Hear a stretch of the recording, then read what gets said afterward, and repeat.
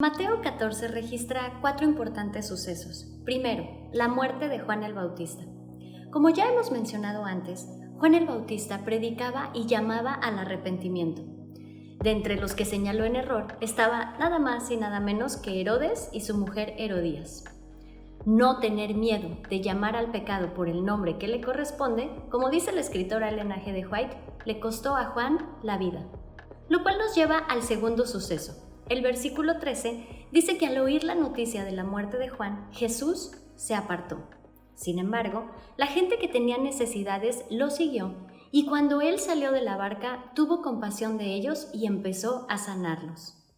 Ese día debió haber estado muy intenso, pues era una gran multitud la que estaba ahí y las horas del día fueron avanzando tanto que los discípulos preocupados por tanta gente le pidieron a Jesús que los despidiera para que ellos pudieran irse a comprar algo de comer.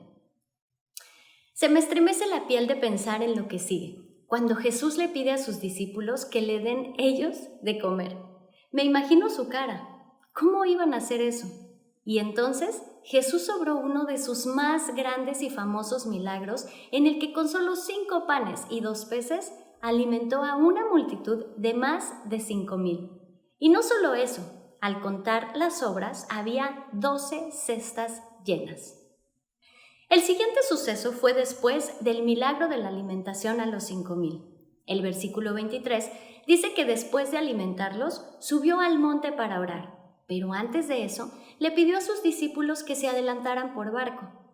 Para la hora que Jesús termina de orar, la barca ya estaba a la mitad del mar, y claro, quien creó el mundo y quien tiene autoridad ante la naturaleza, los alcanzó caminando sobre la mar. De noche, y con el viento en contra, los discípulos se turbaron y creyeron que era un fantasma. Al darse cuenta que era Jesús, Pedro le pide ir con él y Jesús le dice: ven. Todo empieza bien, sin embargo, Pedro se distrae con el viento y comienza a hundirse. Es interesante que Jesús al salvarlo dice: ¿por qué dudaste? Para terminar el capítulo, Jesús vuelve a tener compasión de las multitudes enfermas, quienes con solo tocar su manto fueron sanadas. ¿Cómo te hablan estas historias a ti? De todo el capítulo, yo aprendo que aunque seamos seguidores de Jesús, eso mismo nos puede llevar a grandes problemas, incluso la muerte.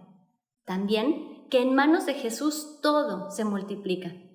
¿Estás en este momento turbado porque tus esfuerzos no tienen suficiente fruto? Llévalos a Jesús para que Él los multiplique como hizo con los panes y los peces. Otro aprendizaje es no quitar la vista de Jesús a pesar de las dificultades que puedan distraernos. ¿Por qué dudamos?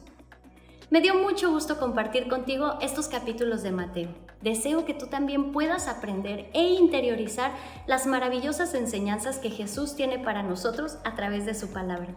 Mi nombre es Brenda Cerón y me despido de ti desde la Universidad de Montemorelos en el norte de México.